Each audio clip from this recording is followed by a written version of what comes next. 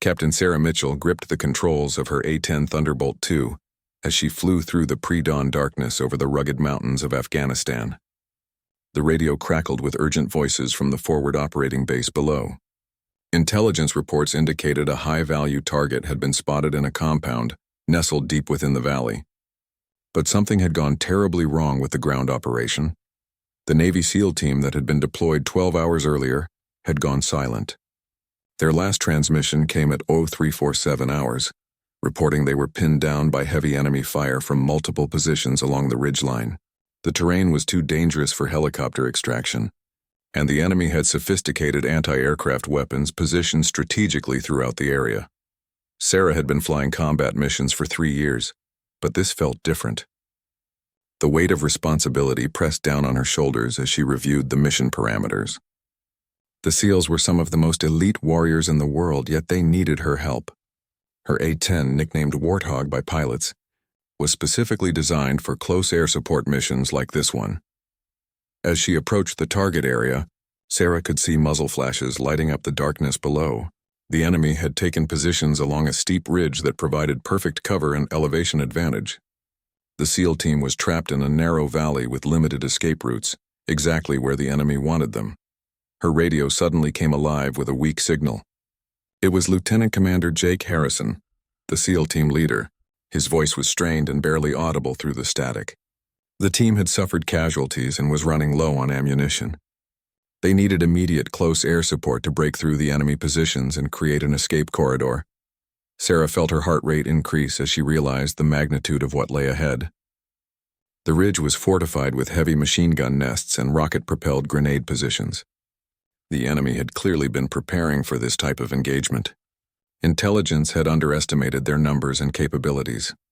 The dawn sky was beginning to show the first hints of light, which would soon expose the SEAL positions completely.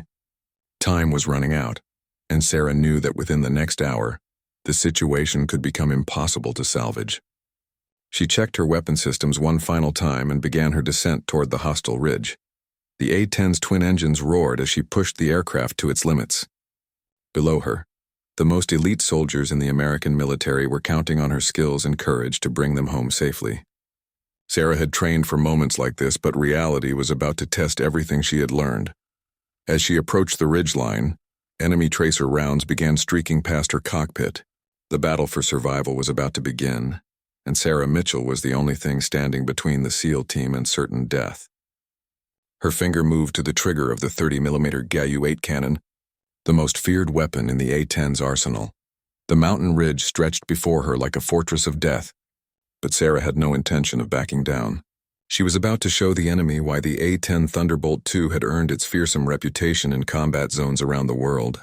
Sarah banked her aircraft hard to the left as a surface-to-air missile streaked past her wingtip, missing by mere feet.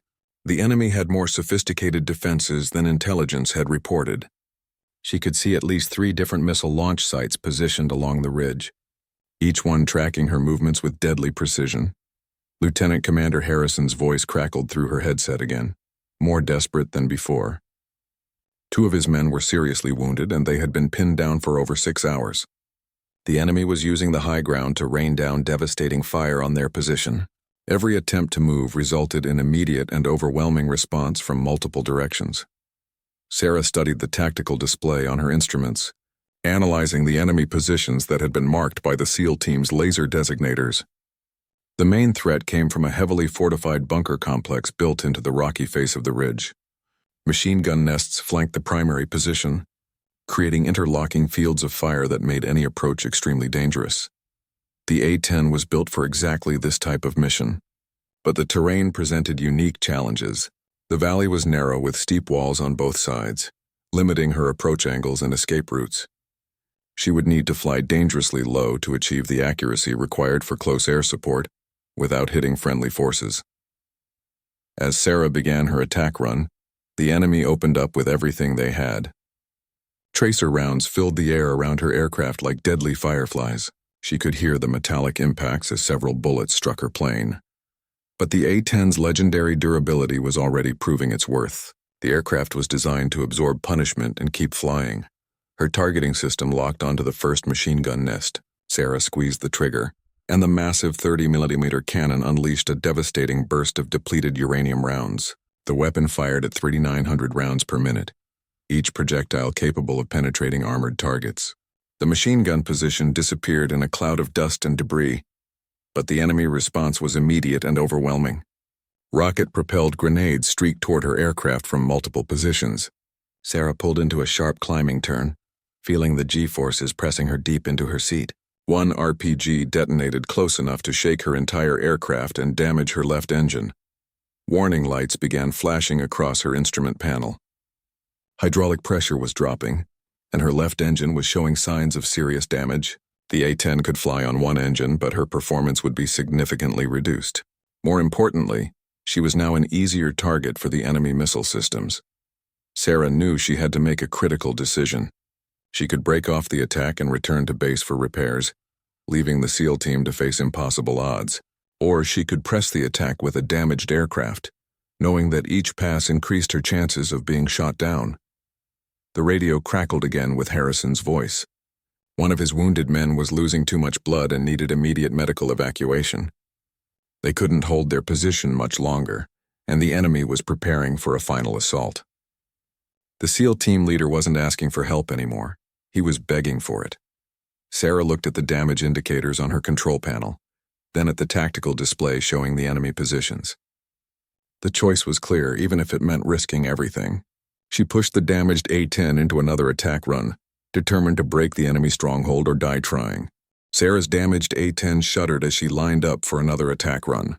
The left engine was running rough, producing black smoke that made her an easy target to track. She had to end this quickly before the aircraft became completely uncontrollable, or the enemy brought her down with their increasingly accurate fire. Below in the valley, Lieutenant Commander Harrison was watching his men fight for their lives. Sergeant Mike Rodriguez had taken shrapnel in his leg and was losing blood fast. Petty Officer First Class David Chen was providing covering fire while trying to treat the wounded, but their ammunition was running critically low. The enemy knew they were trapped and was taking their time, methodically tightening the noose. Sarah identified the main bunker complex that housed the enemy command post. Intelligence suggested this position contained the communications equipment, coordinating the entire defensive network. If she could destroy it, the remaining positions would lose their ability to coordinate attacks and might retreat or surrender. The approach to the bunker required flying directly through the heaviest concentration of enemy fire. Sarah would have to fly straight and level for almost 10 seconds to achieve the accuracy needed, making her an easy target for every weapon on the ridge. With her damaged engine, evasive maneuvers would be limited. As she began her descent, the enemy fire intensified beyond anything she had experienced. Tracers filled the air so densely it looked like a deadly light show. Her aircraft was hit repeatedly, each impact sending vibrations through the airframe. The right engine began showing stress indicators as debris from explosions was sucked into the intake. Sarah fought to keep the aircraft stable as she approached the target. Her hands were steady despite the chaos around her, years of training taking over as her conscious mind focused entirely on the mission. The bunker grew larger in her targeting display, and she could see enemy soldiers scrambling to bring more weapons to bear on her aircraft. At the perfect moment, Sarah unleashed everything she had. The 30mm cannon roared to life, sending a stream of depleted uranium rounds directly into the bunker entrance. Simultaneously, she fired 2 AGM-65 Maverick missiles that she had been saving for the most critical targets. The combined impact was devastating. The bunker complex erupted in a massive explosion as ammunition and fuel supplies ignited. Secondary explosions continued for nearly a minute as stored weapons cooked off. The blast was so powerful that it shook the entire ridge and sent rocks tumbling down into the valley. But Sarah's triumph was short-lived. A surface-to-air missile that had been fired just before the bunker's destruction was still tracking her aircraft. Her warning system screamed as the missile closed the final distance. She had no time for evasive maneuvers and nowhere to go in the narrow valley. The missile detonated just behind her aircraft, sending shrapnel through her tail section and destroying most of her control surfaces. The A-10 immediately became almost impossible to control, pitching violently from side to side as Sarah fought to maintain altitude. Both engines were now showing critical damage indicators. Emergency procedures flashed through her mind as she struggled with the controls. The aircraft was going down, there was no question about that. The only question was whether she could control the crash enough to avoid hitting the SEAL team below, and perhaps survive the impact herself.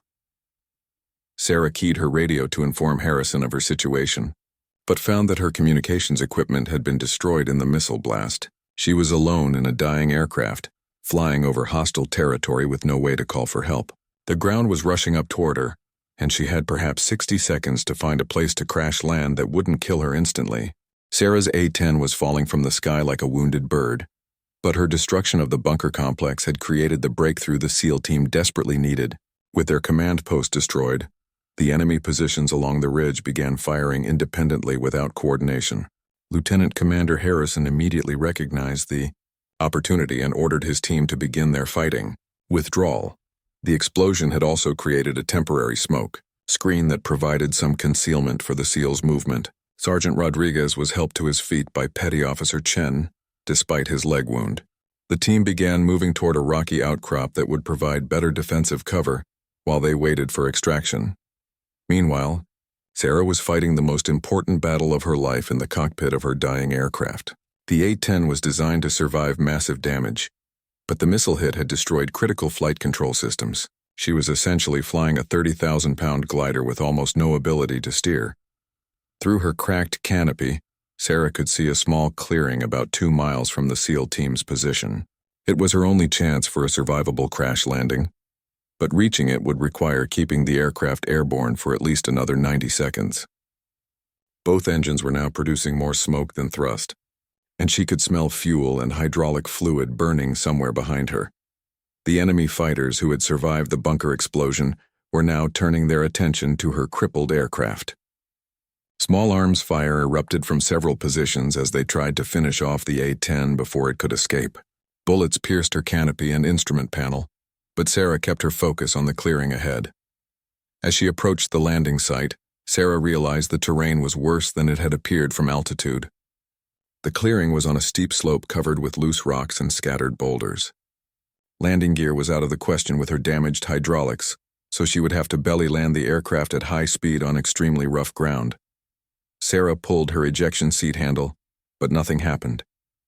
The missile damage had severed the ejection system's power supply. She was going to ride the aircraft all the way to the ground, whether she survived or not. There was no time for fear, only the mechanical process of preparing for impact. She shut down what remained of her engines to prevent a post-crash fire and secured all loose equipment in the cockpit. The ground was rushing up impossibly fast now, and Sarah could see individual rocks and trees that would soon become deadly obstacles. She pulled the stick back as hard as she could, trying to flatten her approach angle. The A-10 hit the ground with tremendous force, sending up a cloud of dust and debris. The aircraft bounced twice before settling into a grinding slide down the rocky slope. Sarah was thrown violently against her restraints as the plane careened between boulders, each impact threatening to tear the aircraft apart. Metal screamed against rock as the A-10 finally came to rest against a large outcropping. The sudden silence was deafening after the chaos of the crash. Sarah hung motionless in her harness for several seconds, unable to believe she was still alive. Her body ached from the impact, but she could move all her extremities. Smoke was beginning to fill the cockpit from electrical fires in the damaged systems. Sarah knew she had to get out of the aircraft quickly before the fuel tanks exploded. Her canopy was jammed shut from the crash damage, but she managed to kick out one of the side panels and squeeze through the opening. As her boots touched the ground, Sarah could hear enemy voices calling to each other in the distance. They had seen her crash and were moving to investigate. She grabbed her survival kit and sidearm, then began running toward the rocky terrain that would provide concealment. Behind her, the A-10 finally erupted in flames as fuel lines ruptured and ignited. Sarah was now alone on foot in enemy territory, armed only with a pistol and her survival training. But somewhere in the valley below, the SEAL team was still fighting for their lives, and she was determined to reach them. Sarah crouched behind a boulder as enemy fighters searched the crash site below. The burning wreckage of her A-10 was sending a column of black smoke into the morning sky, making her former position obvious to everyone in the area. She could hear at least 6 different voices calling to each other in Pashto as they spread out to look for her body. Her survival radio had been damaged in the crash, but she managed to get a weak signal through to the SEAL team's frequency. Lieutenant Commander Harrison's voice was barely audible through the static, but she could tell he was relieved to hear she had survived. The team was approximately 1 mile away, still pinned down but in a more defensible position than before. The destruction of the bunker complex had disrupted enemy communications, but it hadn't eliminated their threat. Several machine gun positions were still active, and Harrison reported seeing enemy reinforcements moving up the valley from the south. The window for extraction was closing rapidly. Sarah began moving carefully through the rocky terrain toward the SEAL position. Her flight suit made her conspicuous against the brown landscape, so she used mud and dust to camouflage the bright orange fabric. Every few minutes she had to freeze in place as enemy patrols moved through the area, searching for her. During one particularly tense moment, an enemy fighter passed within 10 feet of her hiding spot. Sarah held her breath and kept her hand on her sidearm, knowing that if discovered, she would have to fight with limited ammunition against superior numbers. The fighter paused and seemed to look directly at her position before moving on. As she got closer to the SEAL team, Sarah could hear the distinct sound of American weapons returning fire. The team was still fighting, but their rate of fire was decreasing as their ammunition ran low. She needed to reach them quickly and provide whatever assistance she could. Harrison's team had found good cover in a cluster of large rocks that provided protection from most directions. Sergeant Rodriguez's leg wound had been properly bandaged, but he needed medical attention soon.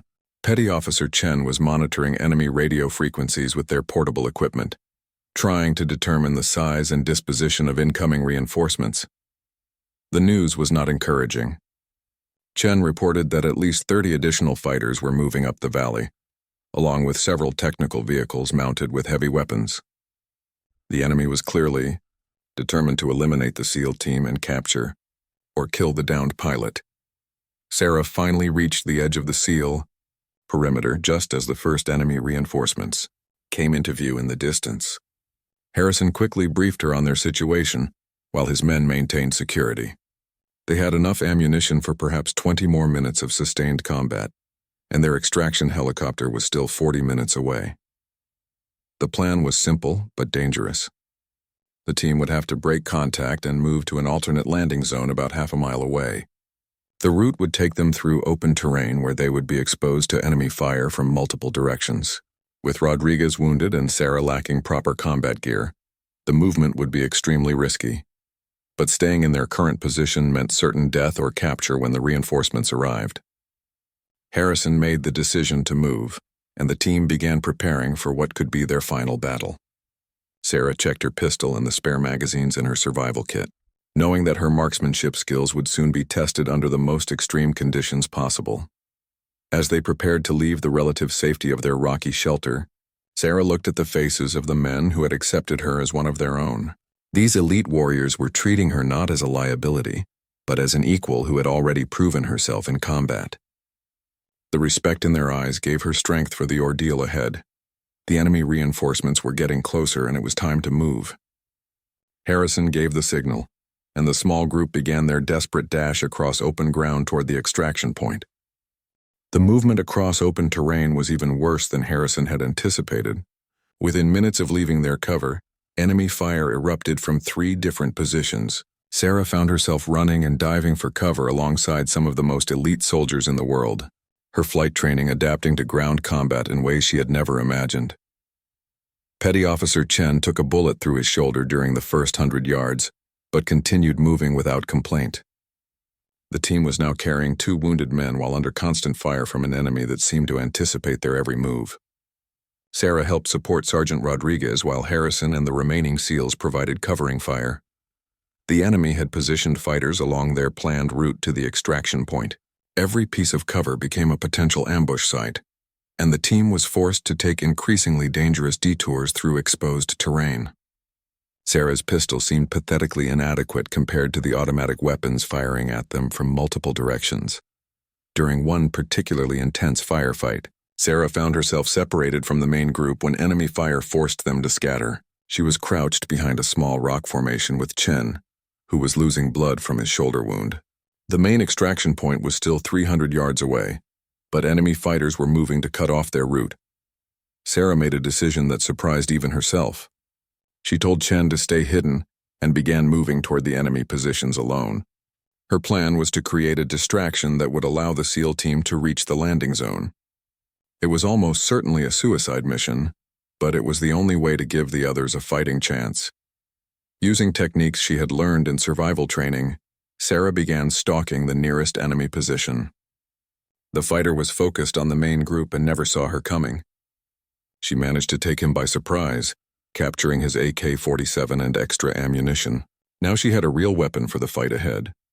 From her new position, Sarah could see the entire battlefield. The SEAL team was pinned down about 50 yards from the extraction point, with enemy fighters closing in from two sides. The extraction helicopter was circling in the distance, unable to land until the landing zone was secure.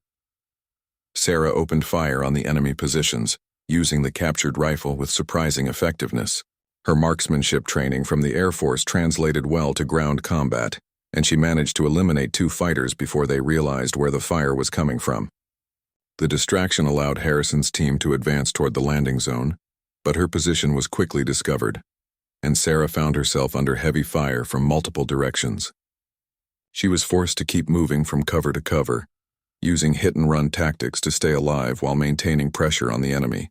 Every few minutes she changed positions, never staying in one place long enough to be pinned down. The extraction helicopter, a Marine Corps CH-53 Super Stallion, finally began its approach to the landing zone. The pilot was taking enormous risks flying into an active firefight, but he knew the lives of the team depended on getting them out quickly. Door gunners on the helicopter added their firepower to the battle as the aircraft descended. Harrison's team reached the landing zone and established a defensive perimeter around the helicopter as it touched down, but Sarah was still 200 yards away, cut off by enemy fighters who were now concentrating their fire on her position. The helicopter couldn't wait much longer without becoming an easy target for enemy rockets. Sarah made one final desperate sprint toward the helicopter, firing the AK-47 on full automatic to suppress enemy positions. Bullets kicked up dust around her feet as she ran, and she could feel the heat of near misses passing close to her body. The distance seemed impossibly far, but she kept running toward the sound of American voices calling her name. Just as she reached the edge of the landing zone, Sarah felt a bullet tear through her left arm. The impact spun her around and sent her tumbling to the ground just yards from safety. The SEAL team immediately laid down covering fire, while Harrison himself ran out to drag her to the helicopter. As the aircraft lifted off with everyone aboard, Sarah looked down at the battlefield where she had nearly died.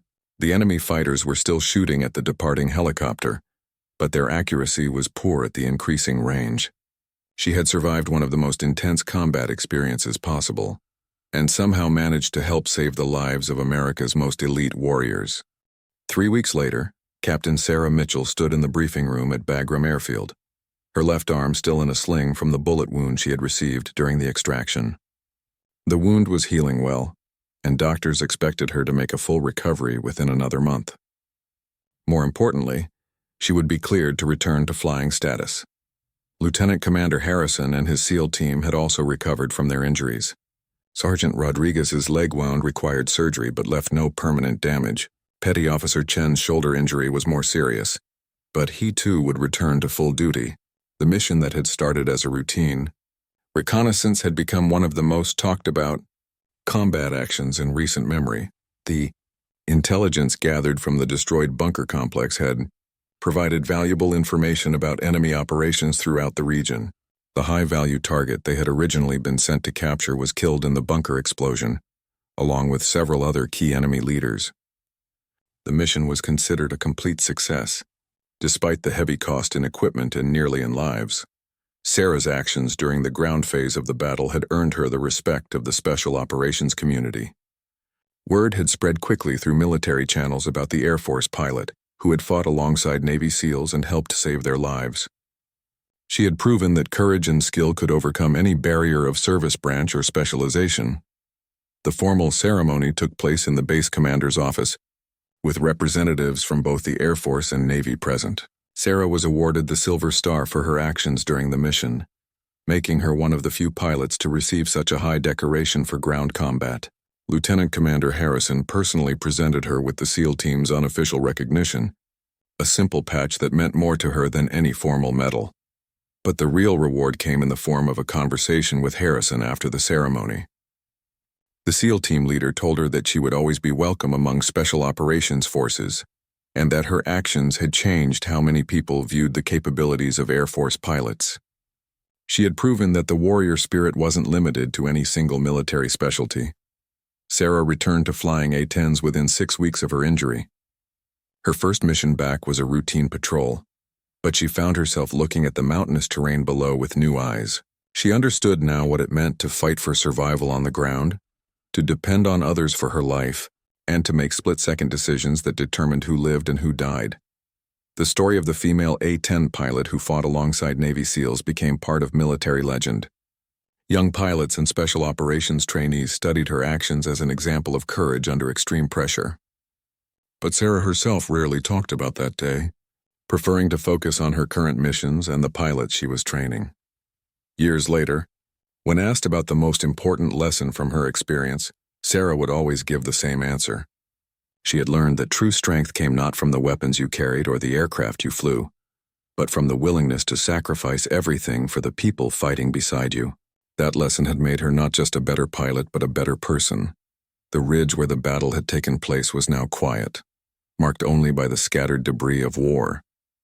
But the bonds forged in that desperate fight would last forever, connecting an Air Force pilot and a Navy SEAL team in ways that transcended all military traditions and boundaries. When the SEALs had backed down from an impossible situation, Captain Sarah Mitchell had sliced through the sky above that ridge and changed everything.